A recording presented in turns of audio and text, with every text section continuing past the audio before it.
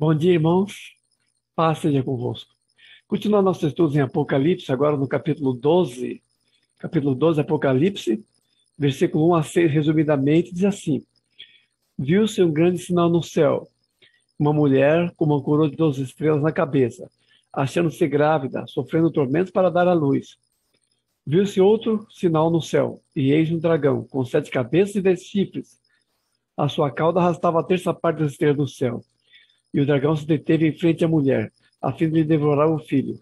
Nasceu-lhe um filho varão, que há de reger as nações com um cetro de ferro.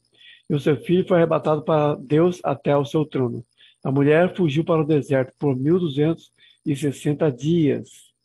Grande sinal no céu. Aqui no capítulo 12 é um outro grande ciclo fechado de fatos é, ou de profecias, ou de imagens proféticas dos processos do reino de Deus. Uma cena completa vai aparecer aqui também no capítulo 12, assim como foi no capítulo 11 em relação às duas testemunhas. E aqui nesse capítulo 12 nós vemos a grande trama dos séculos resumida nas imagens proféticas que aparecem aqui. No primeiro momento, João vê uma mulher com a coroa de 12 estrelas na cabeça, uma mulher com a coroa de 12 estrelas na cabeça.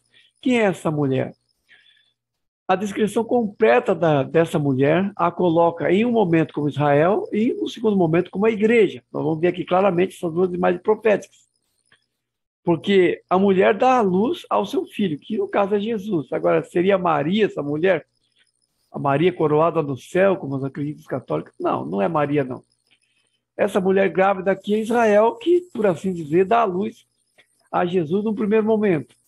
E no segundo momento, o dragão que vai aparecer logo em seguida vai perseguir a descendência da mulher, que aí no caso são os cristãos. Aí nesse segundo momento, essa mulher já é a igreja. Então quem é essa mulher aqui? Num primeiro momento, Israel, e num segundo momento, a igreja. Tudo isso é uma imagem muito simbólica, uma imagem profética muito simbólica, e pelas características das imagens simbólicas, podemos entender a mulher como Israel e como a igreja. Depois aparece uma segunda imagem profética, que é um grande dragão vermelho, com 7 cabeças e 10 chifres. Essas 7 cabeças e 10 chifres são uma imagem simbólica do poderio desse dragão. O 7 como perfeição e o 10 como totalidade. Isso, obviamente, tomando os números como expressões simbólicas. Porque posteriormente nós vamos ver a besta, no capítulo 13, o próximo capítulo, tendo praticamente essas mesmas características do dragão. Essas mesmas características. Uma besta vai aparecer depois. E nós vamos ver detalhadamente aqui as imagens proféticas das 7 cabeças e 10 chifres, no caso da besta, como imagem do seu próprio processo, do processo pelo qual a besta emerge do mar, que é do poderio humano. Isso está lá no capítulo 12. Então, nós estamos falando isso apenas para dizer que números no Apocalipse geralmente são expressões qualitativas e simbolizando coisas e processos, não exatamente coisas completas em um número definido muitas vezes, mas em imagens proféticas. E nessa primeira imagem aqui, nós vemos o dragão querendo devorar o filho da mulher, porque a mulher se acha grávida no primeiro momento, com dores de parto para dar a luz ao filho, e esse dragão quer devorar o filho assim que ele nasce. E aqui nós vemos claramente, como lemos no Novo Testamento, quando Jesus nasce nesse mundo como Messias, e o diabo tenta já ceifar a vida de Jesus logo na primeira tentativa. Então a imagem profética aqui parece que teria Herodes, que lá nos evangelhos tenta matar a Jesus. O diabo usa Herodes e sua ambição, porque quando há o anúncio do nascimento do Messias, o futuro rei dos judeus, Herodes acha que está nascendo algum rival dele. Jesus vai dizer depois que meu reino não é desse mundo, mas Herodes não sabe disso e tenta matar a Jesus e promove uma grande mortandade.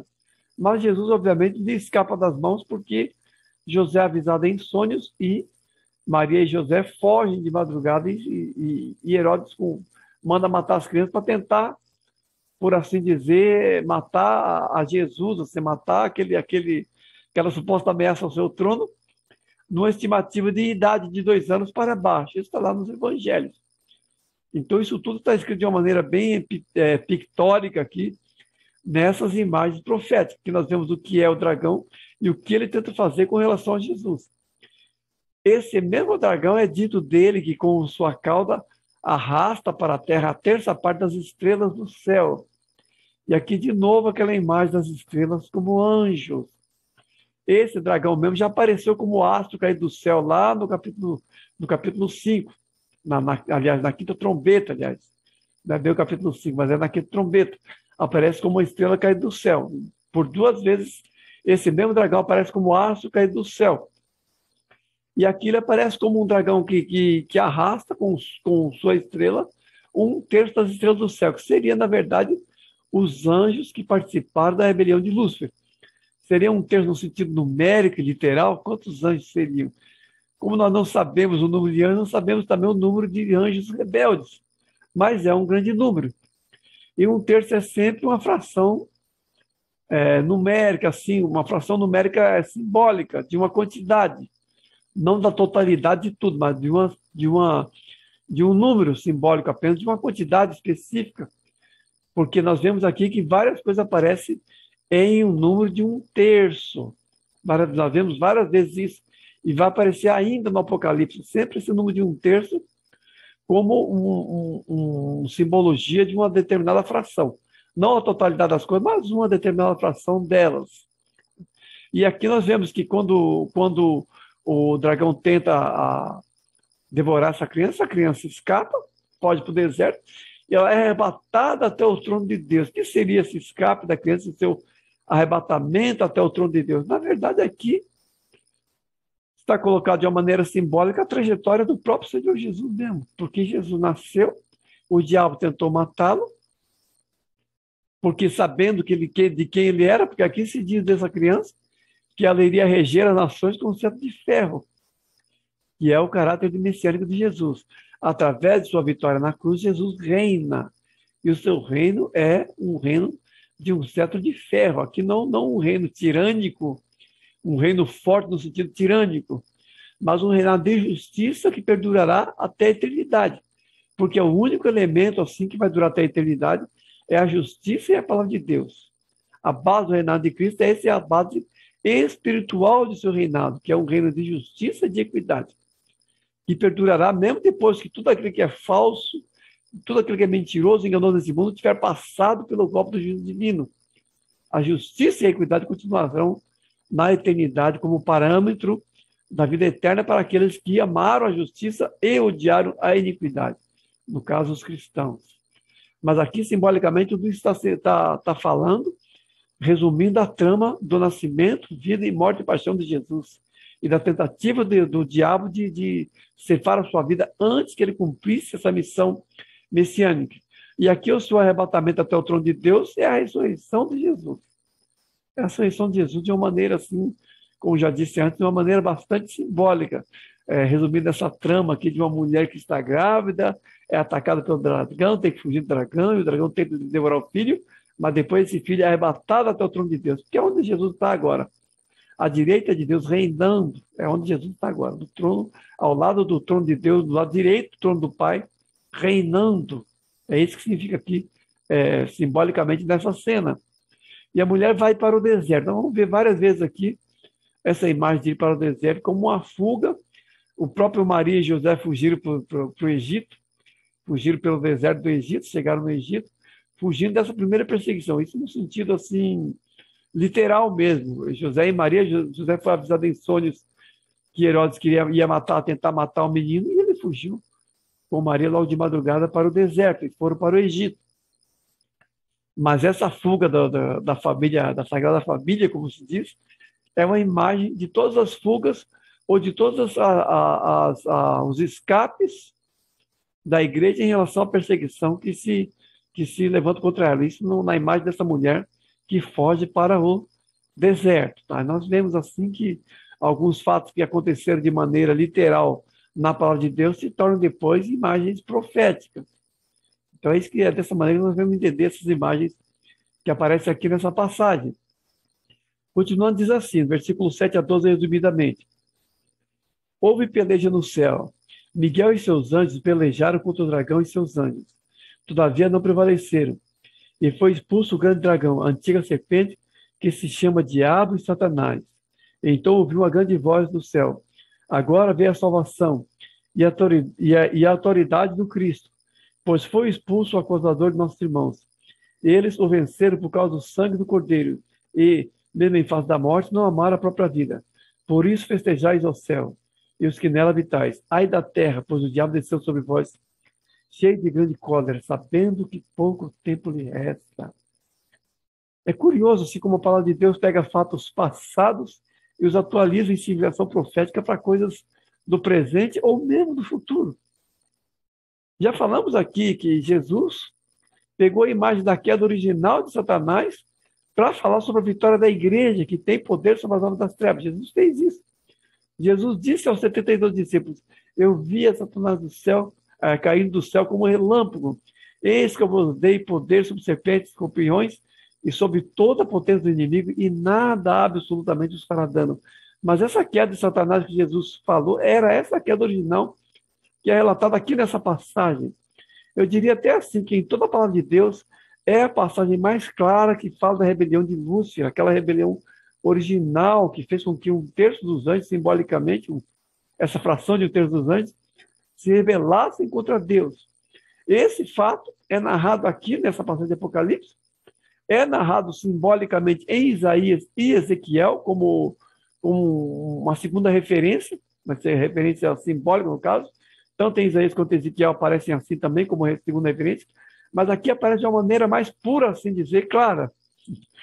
Porque aqui fala da batalha no céu, da peleja no céu, e de como o dragão, que é o diabo, que é Satanás, e que é Lúcifer e tudo mais, todos os nomes que ele tem, tenta lutar no céu, tentando assim se rebelar contra Deus, e o modo como Miguel e seus anjos são designados para lutar contra essa rebelião. E como, sob delegação divina, Miguel e seus anjos triunfam e expulsam o diabo e seus anjos do céu. Essa batalha original, então, é uma batalha que não existe assim, como é que eu vou dizer, assim, uma cronologia humana para ela, porque ela acontece no céu e provavelmente antes da própria criação terrestre. Porque nós temos que entender isso. A Bíblia não detalha isso porque são coisas assim reservadas ao segredo divino. Podemos apenas concluir com algumas leituras da palavra de Deus, somando 2 mais 2 e lendo. Porque essa batalha nos dá a entender que a criação celeste é anterior à criação terrestre e que essa batalha provavelmente aconteceu em um tempo cronológico não humano. Porque quando nós lemos sobre Adão e Eva, sobre a criação dos céus e da terra, aqui a criação visível, no caso, a criação do universo visível, no caso, nós lemos que lá no paraíso, o diabo vem e usa a serpente para tentar o primeiro casal humano. Mas ali já é um ser caído, já é um anjo do abismo, já. Ele já é um ser que se rebelou e está levando, trazendo para a terra aquela rebelião que ele começou no céu. Está querendo assim cooptar a raça humana para essa mesma rebelião da qual ele protagonizou, essa batalha da qual ele foi derrotado antes que houvesse mundo. E aqui, quando fala do dragão que é derrotado, aí nomeia que esse dragão é o diabo, é Satanás e a serpente original. São a mesma pessoa. O que nós não devemos assim confundir são os nomes que a Bíblia usa. Porque quantos nomes, por exemplo, o diabo é chamado na Bíblia? Dependendo da tradução, nós temos Belial, o maligno, Satanás, Beuzebu. Beuzebu é chamado de Beuzebu nos evangelhos, Satanás é chamado de Beuzebu. São nomes assim que se refere à mesma pessoa. E aqui a palavra de Deus fala que esse dragão é o Satanás, é o diabo e a serpente original. É o mesmo dragão. Às vezes as pessoas ficam criando entidades aí, não sei de onde, baseado simplesmente em coisas que se pode concluir por uma mera leitura da palavra de Deus. O livro apocalíptico de Enoque, por exemplo, o livro apócrifo, vai dizer que os demônios são nefilins encarnados, são aqueles gigantes que são um cruzamento híbrido de mulheres com homens e que nascem gigantes.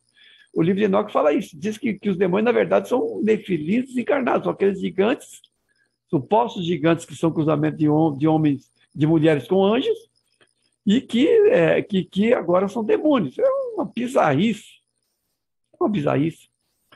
Porque nós lemos em toda a palavra de Deus assim que o chefe dos demônios é Satanás. Então, quem são os demônios, então? Os demônios são os anjos caídos, é só somar 2 mais 2.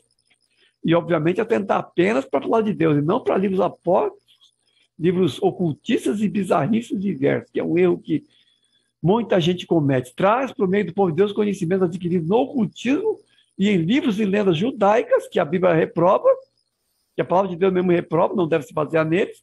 Paulo falou que não devemos nos basear em lendas judaicas, e traz para dentro do povo de Deus, e fica essa salada, né? Esse salaminho picado em não sei quantas partes, de um monte de ideias bizarras que tem por aí, e o povo de Deus fica ouvindo essas coisas. Pastores aí que ficam falando essas lendas judaicas como se fossem coisas bíblicas, sendo que não são. O que nós lemos na palavra de Deus, pegando essa passagem aqui, houve realmente uma batalha original no céu.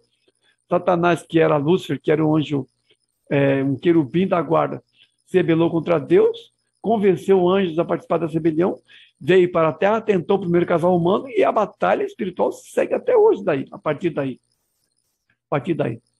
E esses anjos são o quê? Um exército organizado. Em passagens como Efésios, por exemplo, são chamados de principados e potestades nas regiões celestiais. É a mesma trupe, é a mesma hoste, é o mesmo exército chamado de nomes diferentes, porque possuem hierarquia. Anjos e arcanjos existem fiéis a Deus, anjos e arcanjos existem que obedecem a Satanás. Mantém a mesma patência, mas são anjos, as mesmas patentes, mas são anjos rebeldes. E isso é a batalha espiritual do crente até hoje. Essa mesma batalha que aconteceu no céu acontece na trajetória da igreja e do crente também. Então, o diabo é expulso do céu, aqui nessa passagem, como símbolo também de sua derrota a partir da cruz. Porque ele vem para a Terra e tem uma cronologia, de ações. Ele foi criado como um ser eterno. Mas a partir do momento que ele é expulso do céu, ele se torna um ser temporal. O diabo é, no máximo, uma criatura milenar, mas não mais uma criatura eterna. Então, o tic-tac profético se acelera a partir de sua segunda derrota na cruz. A partir da vitória da cruz, o tic-tac se acelera. Porque se ele teve todo esse tempo, desde a criação do homem até hoje, para, por assim dizer, tentar as pessoas e tentar provar seu ponto de vista, o fato é que, com a vitória da cruz, esse tic-tac começa a bater mais rápido e o tempo dele se encurta. Essa passagem dá conta disso. Aquela derrota original é símbolo da segunda derrota que ele teve na cruz de Jesus. Por isso que se diz que ele tem pouco tempo. E por isso, inclusive, que se diz que os mártires vencem o diabo por derramar o seu sangue, por não amar a sua vida, mas morrer pelo evangelho. Tudo isso está encerrado aqui, em um resumo profético amplo, que sintetiza as duas derrotas de Satanás e também a vitória de Cristo e também a vitória da igreja por meio de Jesus, por meio do martírio da igreja. A igreja vence a Satanás. E, sendo expulso, então, ele sabe que tem pouco tempo, porque a vitória de Cristo sobre ele é a nossa vitória também. E a vitória do povo de Deus é espelhada na trajetória de Cristo na cruz, porque Jesus padeceu também e morreu na cruz. E a igreja também padece, também é morta, como já vimos anteriormente na imagem das duas testemunhas, mas através dessa morte a igreja também vence, porque ela está com Deus no céu e será ressuscitada no último grande dia, no dia da segunda vinda de Cristo. Então o diabo sabe que lhe resta pouco tempo, porque estamos na porção histórica decisiva. As ações de Satanás durante toda a trajetória humana, ela está chegando ao seu tempo. Então ele sabe que tem pouco tempo. É por isso que as coisas agora começam a escalar. O mal assim avança muito. O mal, a iniquidade avançam assim a passo largo, porque estamos em uma época decisiva, em uma época assim de grandes definições no reino de Deus e na igreja. Um tempo assim de estarmos muito mais do que nunca vigilantes e atentos ao que Deus está fazendo em nosso meio.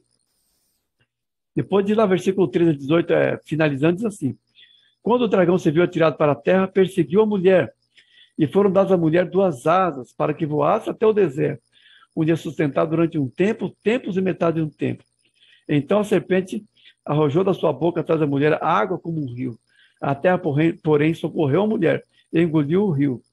Irou-se o dragão contra a mulher e foi pelejar contra os restantes da sua descendência, os que têm os testemunhos de Jesus. Aqui está bem resumido, capacete, bem longa. O dragão aqui, quando ele se viu atirado para a terra, o que ele fez? Começou a frustrar o plano de Deus.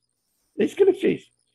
Se lá na quinta trombeta o diabo aparece como um astro, a estrela do astro, o astro que cai do céu, que é o anjo do abismo, que se chama Abaddon e Apolião, que congrega todo o exército para atormentar a humanidade, se lá na quinta trombeta ele atormenta os seres humanos, aqui é um resumo da sua batalha contra o povo de Deus de todas as eras. Porque num primeiro momento, quando ele se vê derrotado, ele tenta perseguir a mulher, ele tenta destruir o povo de Deus de todas as eras. Começa com Israel. O diabo tenta destruir Israel.